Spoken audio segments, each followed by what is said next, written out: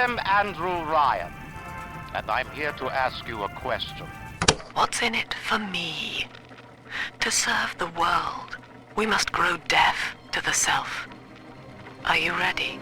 Rapture will forever be known as the underwater city where your hopes and dreams fall short of greatness. Andrew Ryan's vision of his own utopian society met its match by not only his own hubris, but the other powers that would seek to dethrone him, even by an individual who would kindly break his own great chain. Though its players are mostly gone, the city would still find its own story in those that continue to dwell, for it is the Rapture family that will always carry on. Enter Bioshock 2, the sequel to the highly acclaimed Bioshock that puts you in the shoes of the very first Big Daddy, the hulking protector of the Little Sisters who collect the coveted, genetic-altering, plasma-inducing atom. Despite the many years that has passed since the events of the first game, Rapture still has skeletons left in its closet that need uncovering, and you, Subject Delta, are at the epicenter of it. With a return to Rapture, Bioshock 2 was an interesting sequel for a lot of fans. On the one hand, it was hard to picture another game that would live up to the scale of Bioshock 1's dilapidated and hauntingly beautiful setting that it made for itself, the tale of tyranny, egotism, despair, and fate that it would be difficult to follow in its footsteps. On the other hand, being put into the shoes of Subject Delta and unraveling the mysteries of himself, his family, and the people around him, it was a tale that showed us that Rapture wasn't ready to crumble just yet. Also, being a Big Daddy was the greatest excuse for some of the series' best gameplay, like ever. You got knocked the f*** out, man! Give me my goddamn money! While often overshadowed by its predecessor and even its infinite successor, the second Bioshock game was still beloved and praised by many fans alike. With the Rapture family and Subject Delta now over 15 years old, does the quote-unquote black sheep of the Bioshock series still hold up today? Welcome to the family, son. Taking on the shoes of the very first Protector, Subject Delta seems like your typical wandering Big Daddy. Yet despite the stoic and brutish nature that they are often portrayed as, the tale of Subject Delta is actually a more personal and emotional journey. After his supposed death at the hands of Sophia Lamb, technically by his hand, he awakens nearly 10 years later to find a much more dilapidated Rapture than the one he once knew. After getting his bearings, he meets with Bridget Tannenbaum, who is the original creator of the Little Sisters, who mentions that Subject Delta will die if he's apart from his little sister that he is bonded to for life. In this case, it's Eleanor Lamb, the daughter of Sophia Lamb. I know you. That symbol on your hand marks you a dead man. 10 years, Subject Delta.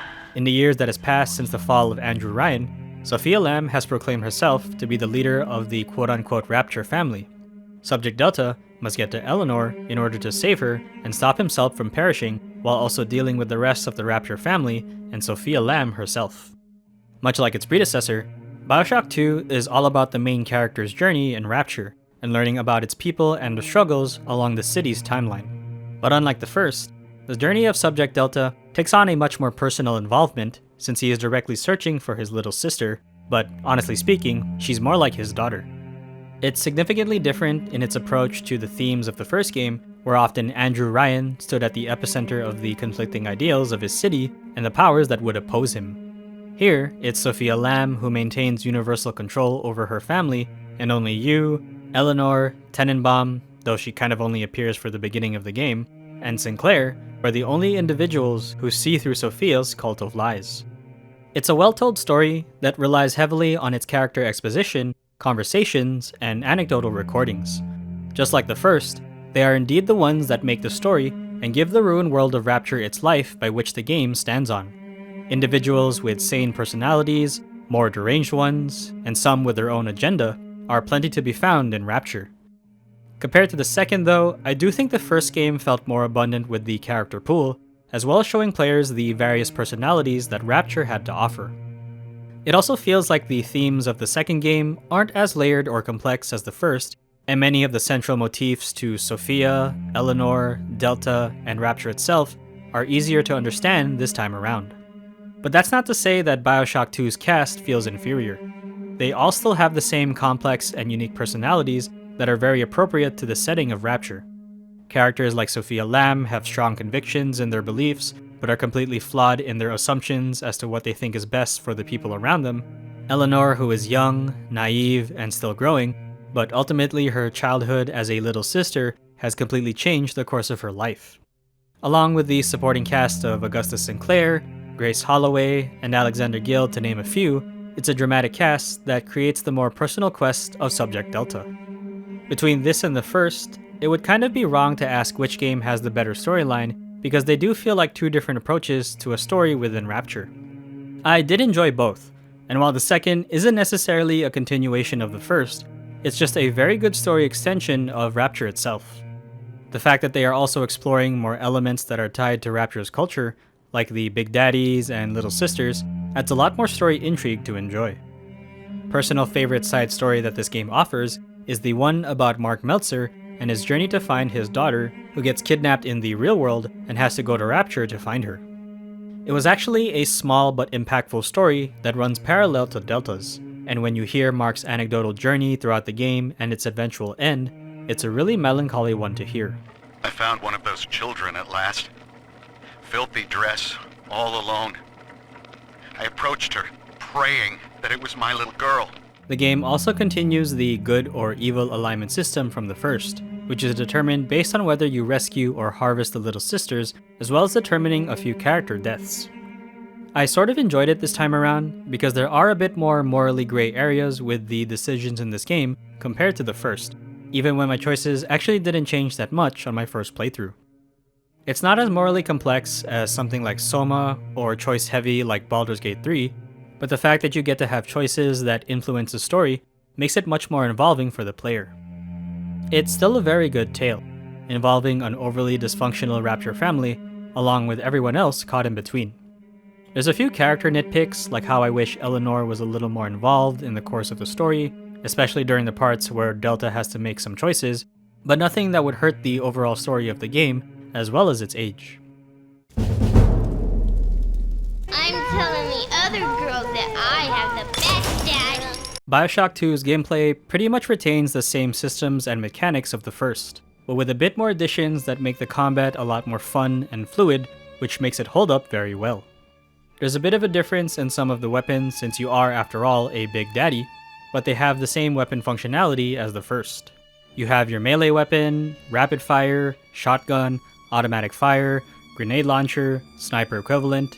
It's a standard classic FPS arsenal to help you handle all manners of combat in Rapture, and the different ammo types that are there help further tailor how enemies should be fought. Personal favorites include the rivet gun because of how fun and useful it felt, along with its different ammo types, but the best weapon inclusion, and by far the most thematic, has to be the drill. I think out of every FPS game that I've ever played that uses a sort of melee mechanic, the drill has to be the most fun weapon I've ever utilized. You can perform a normal swing as you would typically do with any melee weapon, or you can activate it to do a continuous stream of close range damage, at the cost of fuel. What made me fall in love with it though, and the literal gameplay mechanic that makes this game for me, is the drill dash, because it also brought out my inner Gurren Lagann. It's so stupidly fun to be able to go straight to enemies and just melee them to death, even at the cost of spending most of my fuel. It feels like such a power trip, but it's also just so thematic to use as the iconic weapon for the bouncer Big Daddy, and this game is great at making you feel that powerful. It also helps that the levels tend to have very enclosed spaces, so melee is often a good go-to choice. It also kind of makes me feel like I'm using Dante's Stinger attack from Devil May Cry, just in first-person mode. The plasmids and gene tonics are pretty much the same as the first, where you get to use your plasmids for more destructive purposes on both the enemies and environments, while the gene tonics are needed for passive buffs and upgrades to your arsenal. The major change comes with the upgraded plasma versions, allowing you to charge them to cause more damage like a fireball for Incinerate, or induce extra effects like Chain Lightning for the Electrobolt.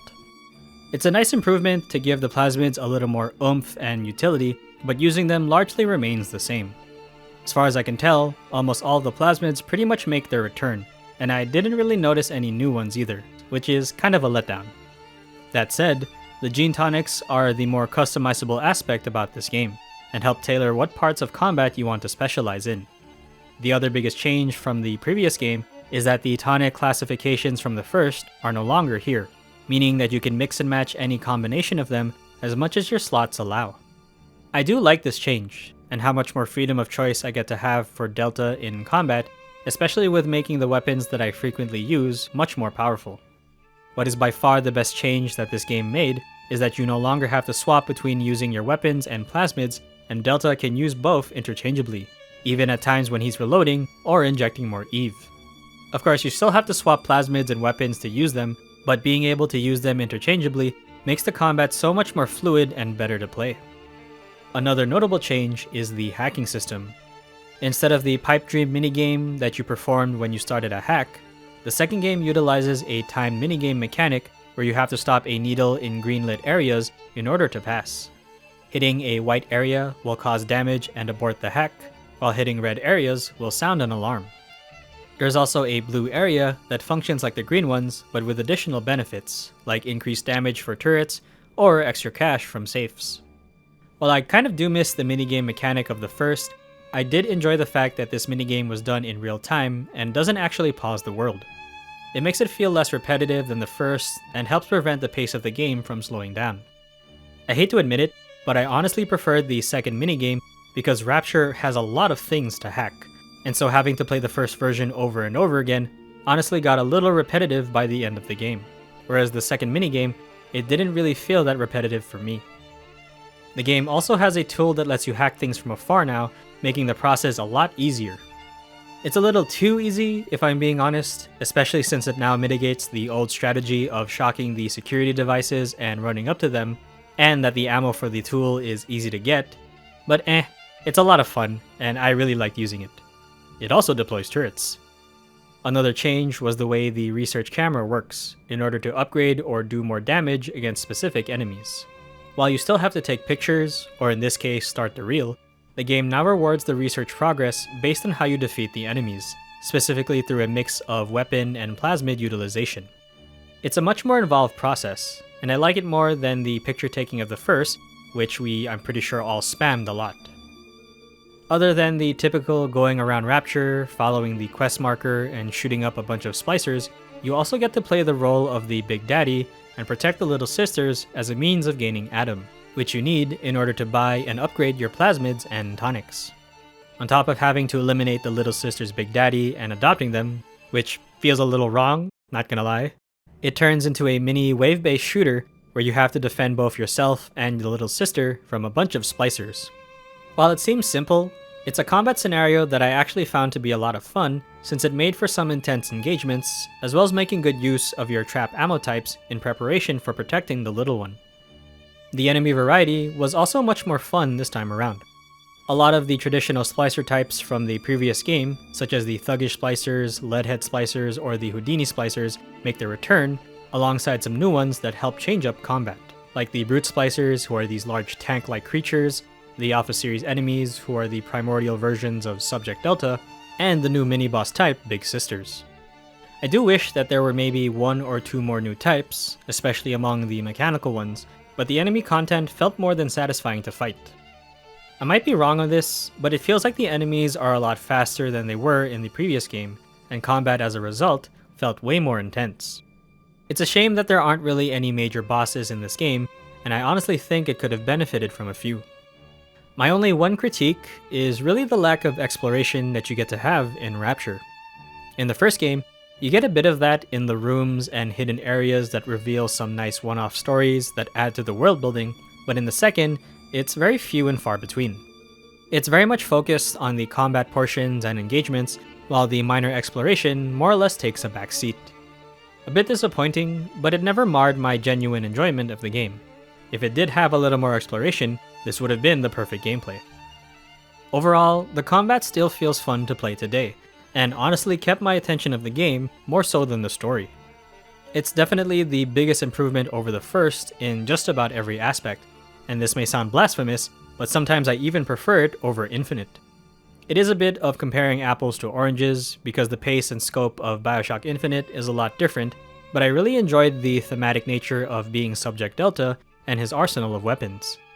I think because it does an amazing job of making use of a wide variety of weapons, protecting the Little Sisters, charging into enemies with a giant drill in closed spaces fits the whole powerful Big Daddy nature and their presence in Rapture.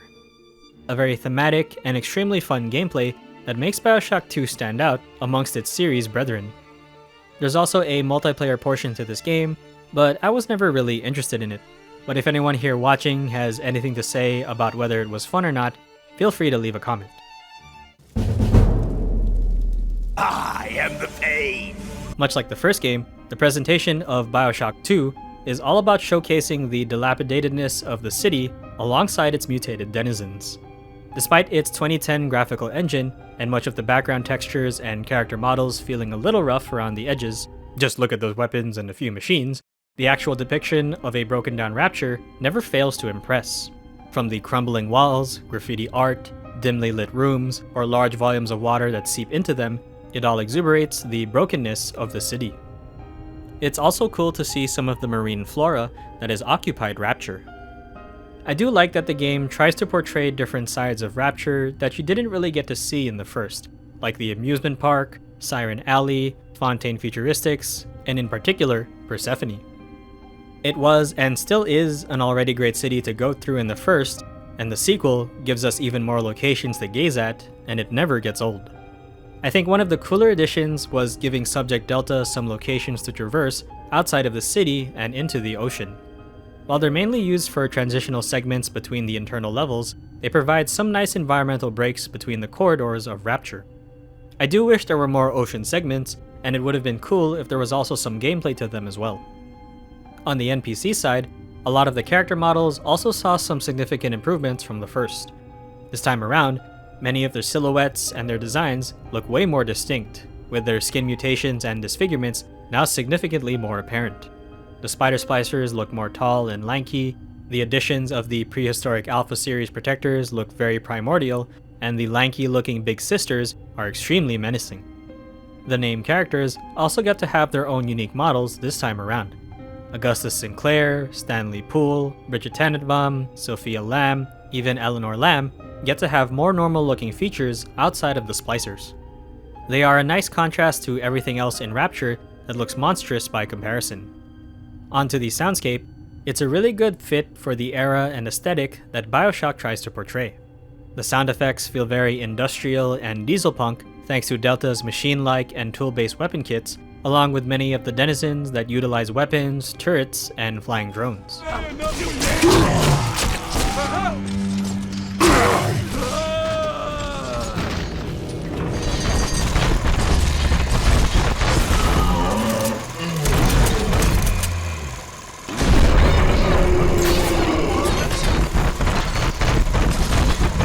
The music is a nice period score of the early 1900s, where a lot of the soundtracks have a very upbeat, razzle-dazzle-like feel to them that's meant to serve as a contrast to the ruined nature of Rapture. A similar vibe that the Fallout games tend to employ. They're a very good mood setter and invoke the prosperous, celebratory era of Rapture in an ironic sense, due to its current state. Though unfortunately I will not air them due to DMCA. There's also a few in-house soundtracks that the game presents during certain scenes of gameplay, most often to establish combat mood and the eeriness of Rapture.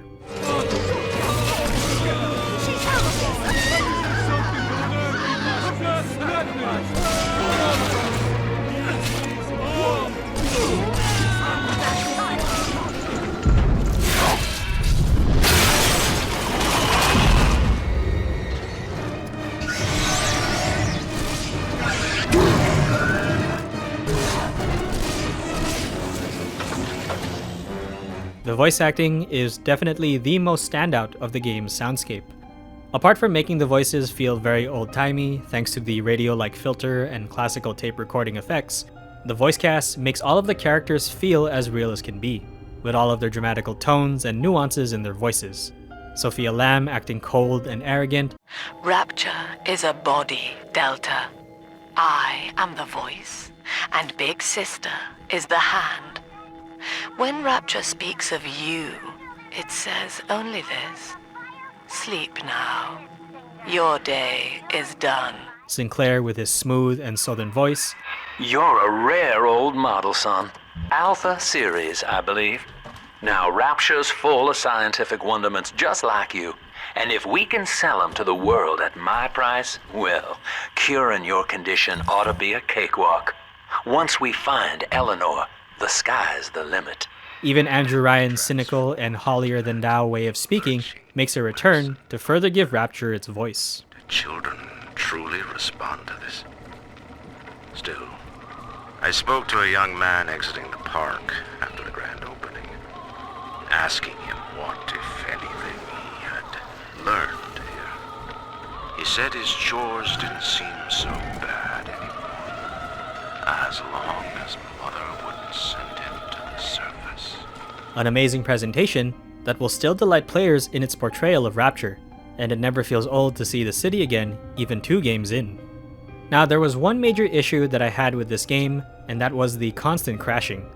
It's really random whenever it occurred, and it also happened a few times whenever I quick-saved, causing me to also lose some progress.